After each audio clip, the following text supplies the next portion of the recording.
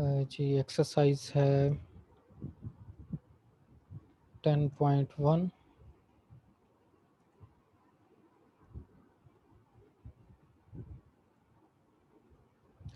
Question number 1।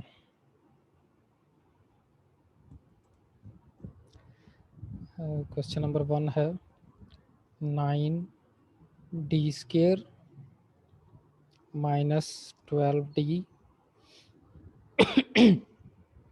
Plus 4y is equal to 0। अच्छा जी, अगर आप ये देखें तो ये second order linear differential equation है और होमोजीनियस है। Second order linear homogeneous differential equation. तो इसका हमने सॉल्यूशन जनरल सॉल्यूशन फाइंड करना है। ठीक है, अब इसका तरीकाकार क्या है?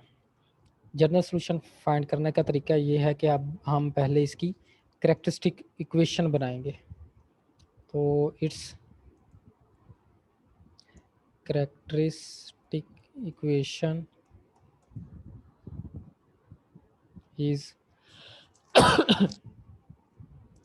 तो कैरेक्टरिस्टिक इक्वेशन इसकी क्या होगी?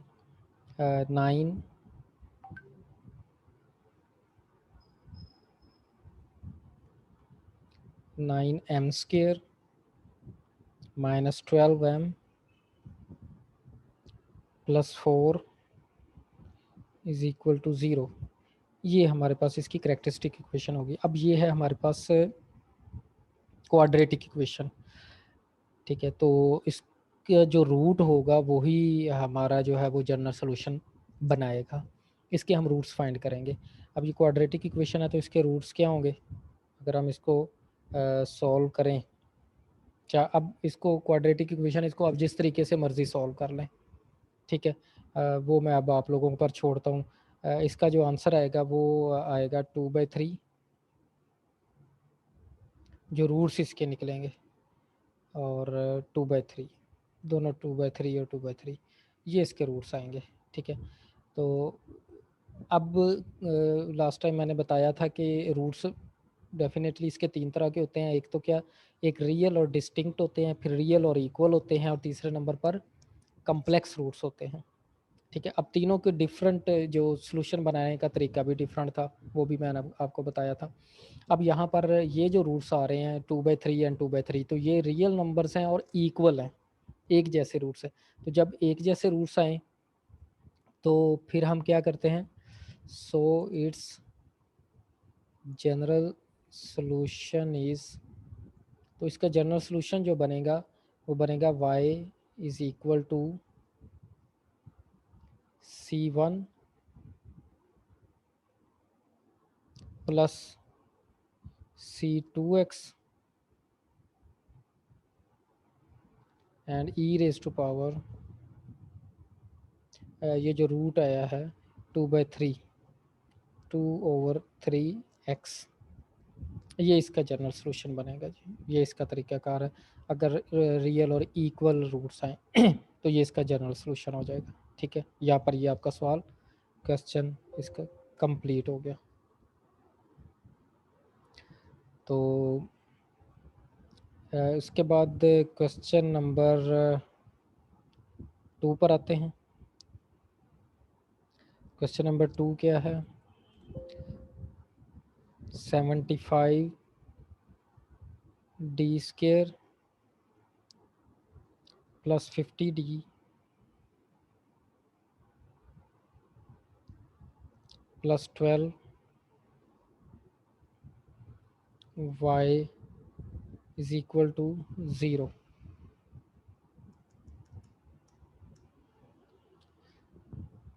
ठीक है जी, अब इसको सॉल्व करते हैं, इसकी कैरेक्टरिस्टिक इक्वेशन बनाते हैं। इट्स कैरेक्टरिस्टिक इक्वेशन इज, अब इसकी कैरेक्टरिस्टिक इक्वेशन क्या होगी? 75m² plus 50m plus 12 is equal to 0। अब ये भी क्वाड्रेटिक इक्वेशन है, इसको अब आप लोगों ने सॉल्व करना है, चाहे इस पर फार्मूला लगाएं, जो भी मर्ज़ी करें।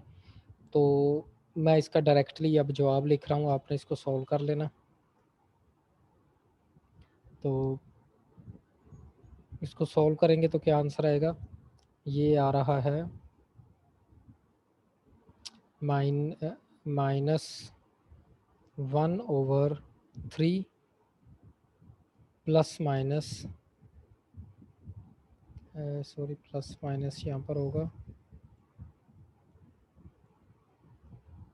प्लस माइनस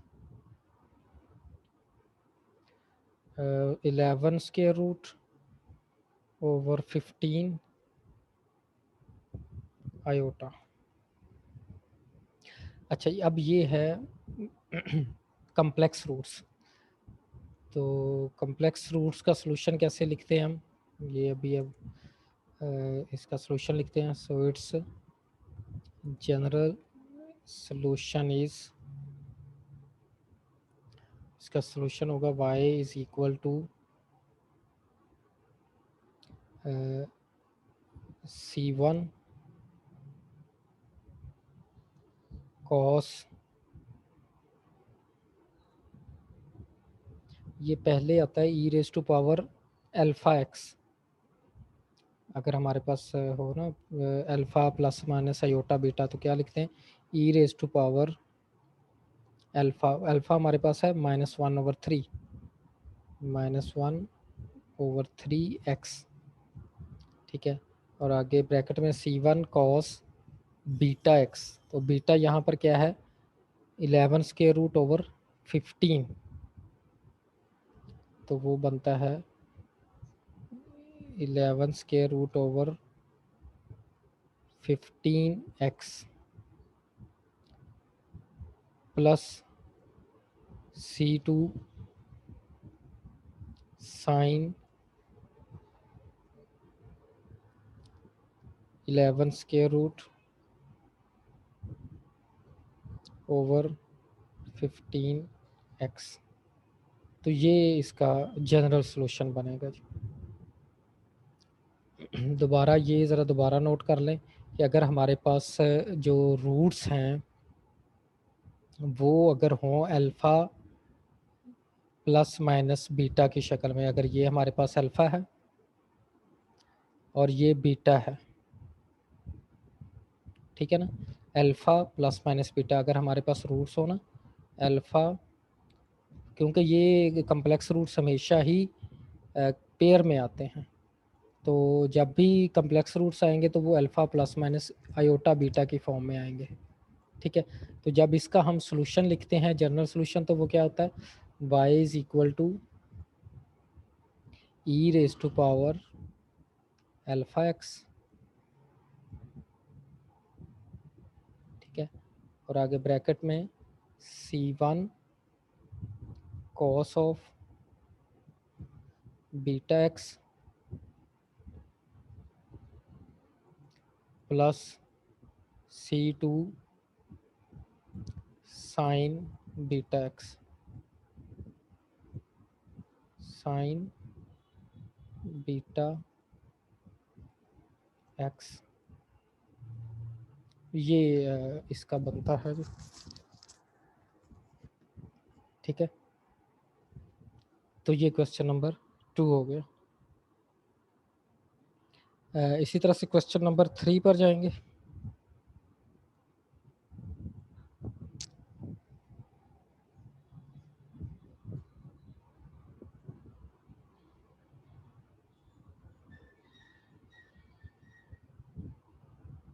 क्वेश्चन नंबर 3 है हमारा d³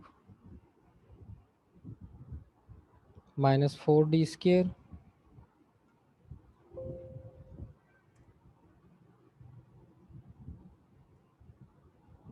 प्लस d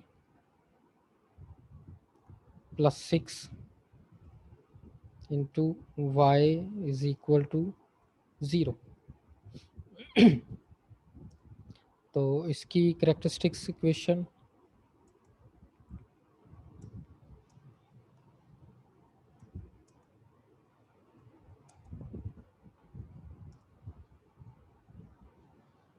क्या होगी, m³ minus 4m² plus m plus 6 is equal to 0। अब पहले तो हम इसको सॉल्व करेंगे।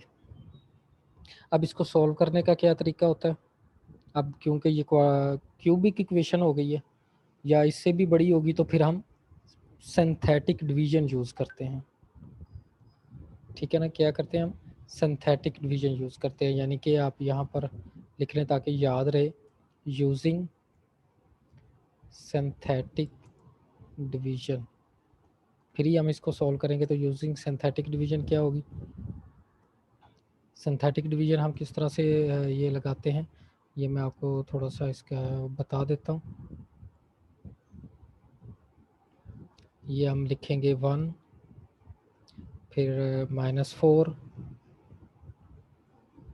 फिर 1, फिर 6।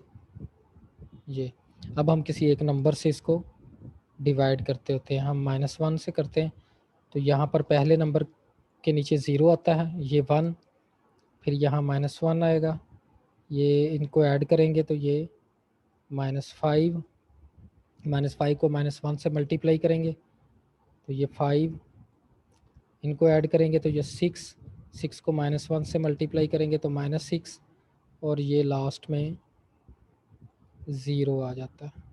ठीक है, तो इट मीन्स कि ये हमारे पास क्या बनेगी इक्वेशन, ये हमारे पास इक्वेशन बनेगी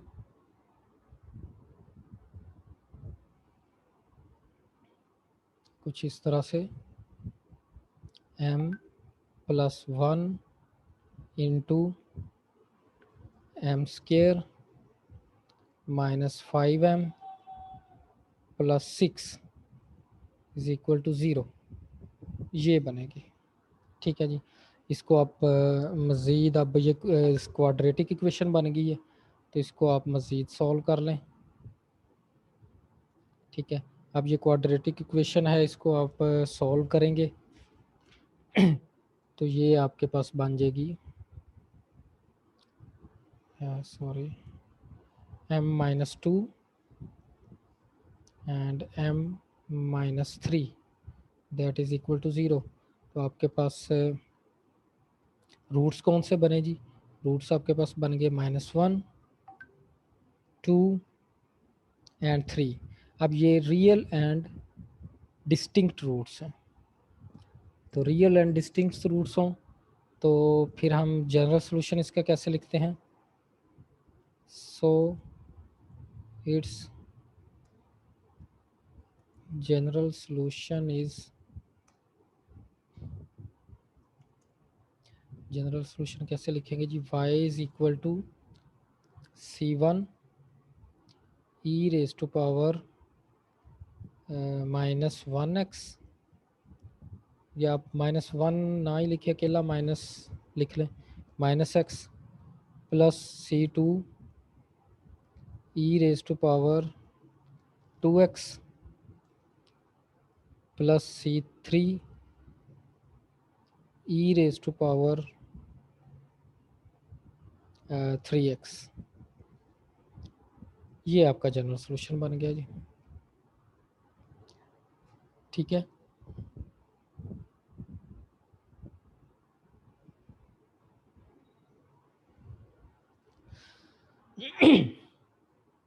अच्छा, बाकी इसके जो क्वेश्चंस हैं वो मैं आपको ये बुक से करवा देता हूँ।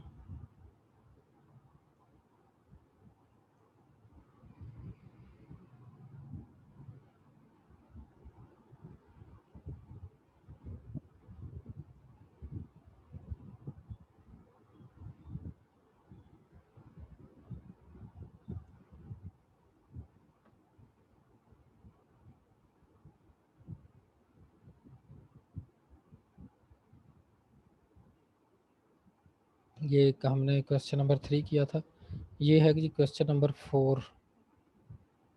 ये देखें, d³ plus d² plus d plus 1 is equal to into y is equal to 0। तो ये भी आप इसका जो आंसर आ रहा है इसकी करेक्टरिस्टिक इक्वेशन देखें, D cube plus D square plus T plus one is equal to zero. जब आप इसको सॉल्व करेंगे तो इसके जो बनते हैं रूट्स वो देखें ज़रा गौर से, एक -1 बनता है और एक प्लस माइनस आयोटा बनता है।